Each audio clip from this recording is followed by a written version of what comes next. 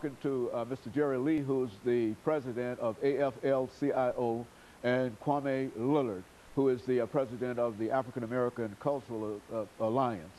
And we're dealing with some issues that have developed since the recent General Assembly dealt with unions and with tenure and a number of other things. And of course, Mr. Lee, let's have you and Leo, let's start with you, because I think we promised we were going to open with you. I think we need to go back to what the young lady said about teachers and principals. I saw a sign in North Carolina 30 years ago, huge billboard, all down Highway 40, and it said, if you think education is expensive, try ignorance. And right now, it seems like many people who are in that state capitol want to try ignorance. And we're not going to let them. Nobody I know, including that young lady, or her mother, or any decent parent, is going to let the legislator try ignorance from Tennessee. We're not going to stand for it. People are going to go down there on lunch hours. They're going to flood the emails. They're going to do whatever they can to make sure, as that young lady says, that we have to have literate people in our state who can read whether a fountain is black or white, who can read anything that requires that person to hold and maintain a decent job that will boost our economy. We cannot afford ignorance, because ignorance means that no job. Ignorance means people can come to our state and put all kind of economic scams on us, like that thing down there in Murfreesboro, that make-believe project that nobody did any research. That's ignorance. We don't want a working force that's ignorant. We want a working force that is something that's a prize for us, that can attract industry and create jobs. Bring those jobs back that Jerry talks about. That's everywhere except here. We can bring them back. We're going to bring them back, because we're going to have a reason for them to come back. We're going to have some smart, intelligent, efficient, loyal workers. As a matter of fact, as the president of the AFL, you've been accused of being the leader, Jerry, of this activity, bringing all these folks together. And I would be proud to take full credit for it, but there were a lot of people involved. Social media probably got 500 people there. People came from all over the state. Other groups participated in the planning. And not only union groups, but community groups and faith-based groups. So it was a real coalition of people, and I think they're all trying to say we're fed up and we're not going to take it anymore. Some of these regressive laws that they're passing against unions to weaken unions, where, for instance, they're not going to allow for the employer to withhold the dues to pay them to the union.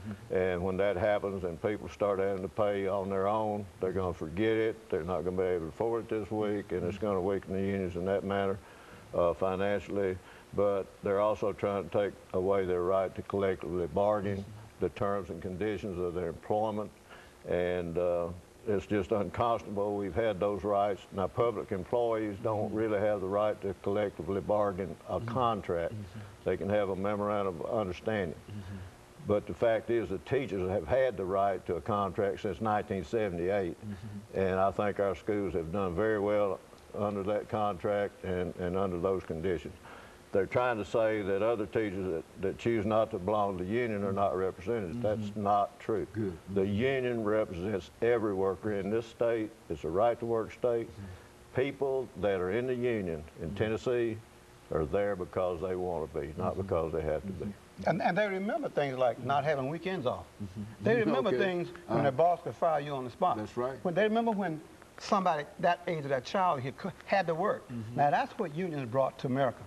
Nobody wants that back. Nobody in their right mind in the state wants to see unions gone from the state, because you're going to have that same kind of abuse of everybody. And nobody's going to take it. Now, everybody who's listening to your show ought to decide how many hours this coming week they're going to devote to figuring out who to call to talk about this union-hating, busting attempts by the state legislature.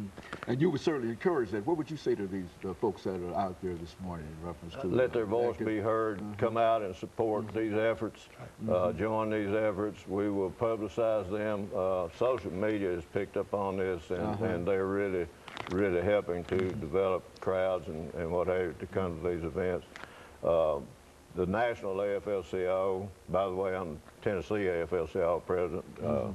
Rich Trumka is the national president. And we have this We Are One campaign that's going to revolve around April the 4th and building up to and away from. And we want small events, we want big events, we want everybody to talk about the fact that we are one. that we in this country are losing our freedoms. And so you're saying the working man in Tennessee as well as across America really is in a dire strait. We're under attack, and it's a frontal attack and it's a broad attack, and we are under attack. April 4th